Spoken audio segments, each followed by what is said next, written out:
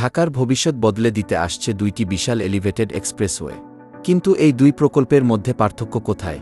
প্রথমটি হল greater Dhaka elevated corridor, যেটি মূলত ঢাকা এলিভেটেড এক্সপ্রেসওয়ে এবং ঢাকা আশুলিয়া এলিভেটেড এক্সপ্রেসওয়ে মিলিয়ে তৈরি হবে প্রায় ৪৪ কিলোমিটার দীর্ঘ একটি বিশাল এলিভেটেড নেটওয়ার্ক। এই রুট শুরু হবে কুতুবখালী যাত্রাবাড়ি দিক থেকে, তারপর বিমানবন্দর, কাওলা হয়ে আশুলিয়া, বাইপাইল এবং ইপিজেড শিল্পাঞ্চল পর্যন্ত চলে যাবে।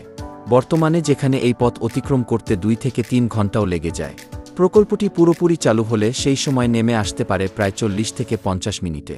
এটি হবে ঢাকার উত্তর দক্ষিণ মেরুদণ্ড। অন্যদিকে ইস্ট ওয়েস্ট এলিভেটেড এক্সপ্রেসওয়ে হতে যাচ্ছে প্রায় ৩৯ কিলোমিটার দীর্ঘ আরেকটি মেগা প্রকল্প।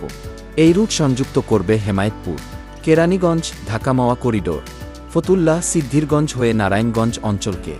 সবচেয়ে গুরুত্বপূর্ণ বিষয় হল, এই এক্সপ্রেসওয়ে ঢাকার ভয়াবহ পূর্ব পশ্চিম এর যানজট কমানোর জন্য পরিকল্পনা করা হয়েছে। বর্তমানে হেমায়েতপুর থেকে নারায়ণগঞ্জ যেতে যেখানে কয়েক ঘণ্টা লেগে যেতে পারে, ভবিষ্যতে সেই যাত্রা নামিয়ে আনা হতে পারে প্রায় ৪৫ মিনিট থেকে ১ ঘণ্টার মধ্যে। একটি এক্সপ্রেসওয়ে ঢাকার ভিতরের দ্রুত চলাচল নিশ্চিত করবে, আর অন্যটি বদলে দিতে পারে পুরো দেশের লজিস্টিক ও শিল্প পরিবহন ব্যবস্থা। যদি এই দুইটি মেগা প্রকল্প পুরোপুরি বাস্তবায়িত হয়, তাহলে ভবিষ্যতের ঢাকা শুধু বড় শহর নয়, বরং দক্ষিণ এশিয়ার অন্যতম আধুনিক ট্রান্সপোর্ট হাবে পরিণত হতে পারে।